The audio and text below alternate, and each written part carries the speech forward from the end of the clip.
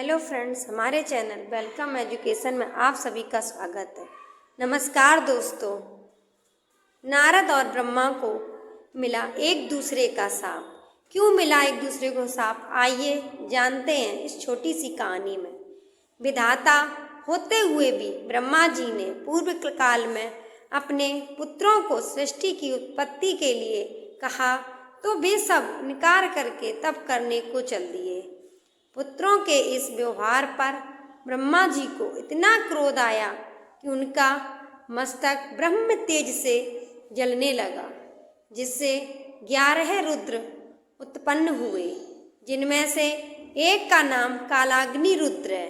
यह रुद्र सृष्टि का संहार करने वाला है। ब्रह्मा जी ने पुनः सृष्टि रची।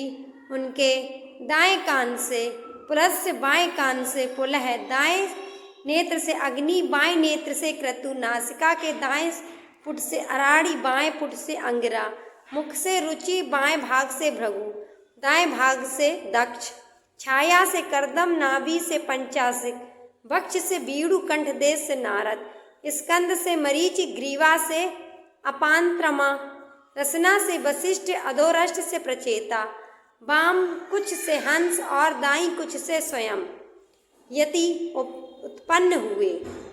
ब्रह्मा जी ने इन सब पुत्रों को सृष्टि उत्पत्ति का आदेश दिया, जिसे सुनकर नारद जी बोले, हे पितामह, आपने हमसे ज्येष्ठ सनकादि को विवाह करके सृष्टि उत्पन्न करने के लिए विवश क्यों नहीं किया?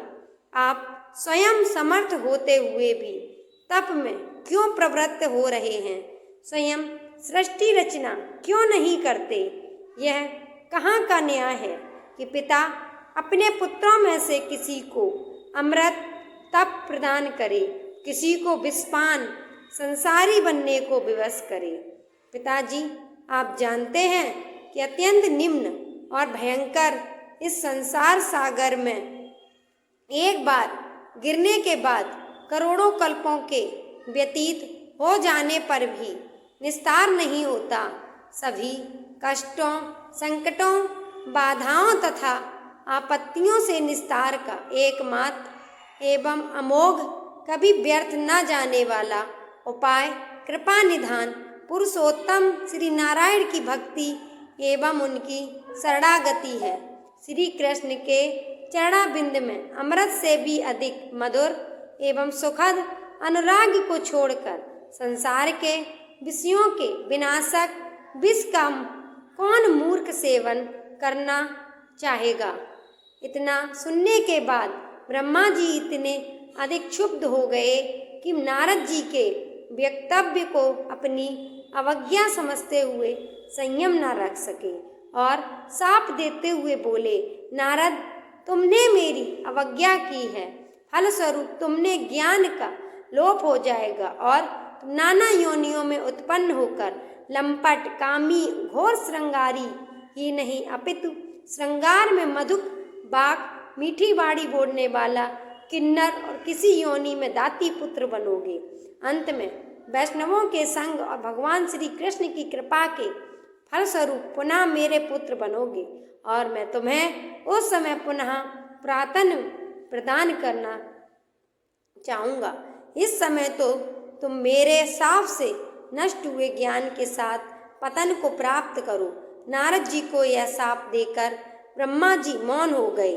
नारद जी ने रोते हुए पितामह से प्रार्थना की, जगत गुरु, महातपस्वी तथा जगत के रचयिता के लिए इस प्रकार का क्रोध शोभनीय नहीं है। कुमार्गामी पुत्र का पिता द्वारा त्याग और साप तो समझ में आता है, परंतु तपस्वी एवं आत्मकल्याण के इच्छुक पुत्र को साप देने का क्या औचित्य है? अच्छा, आपके मन में जो आया आपने कह दिया, मैं उसे शिरोधार्य करता हूँ। आपसे केवल एक ही, मुझे केवल यही वरदान देने की कृपा करें, जिस भी योनि में मेरा जन्म हो, मैं हरि भक्ति को ना छोड़ूं और ना ही श्री नारायण का नाम संकीर्तन भूलूं। ब्रह्मा जी बोले, बस तुम सचमुच ही धन्य हो। हरि भक्ति से बढ़कर उत्तम संसार में कुछ भी नहीं है।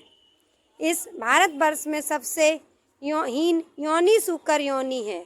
जिस भी व्यक्ति को जाति का मान हो जाता है वह सूकर योनि में उत्पन्न होता है। इस योनि में भी हरि भक्ति करने वाला जीवन गोलोक को प्राप्त कर लेता है। वास्तव में श्री कृष्ण के चरणारविंदों में भक्ति न करा सकने वाले पिता, गुरु, स्वामी तथा सखा आदि सब कुत्सित एवं त्याज्य हैं। नारद जी बोले, हे चतुरानन, आपने मुझे अकारण ही शाप दिया है।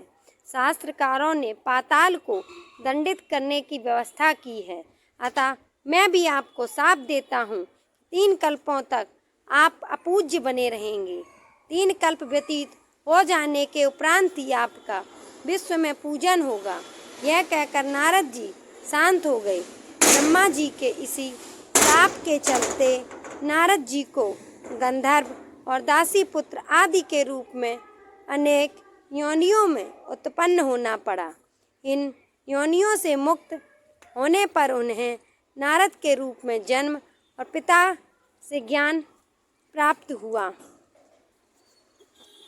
दोस्तों, आपको मेरी ये छोटी सी कहानी कैसी लगी कृपया कमेंट में ज़रूर बताएं। हमारे चैनल को सब्सक्राइब कर लें, सभी के साथ शेयर करें और लाइक करें।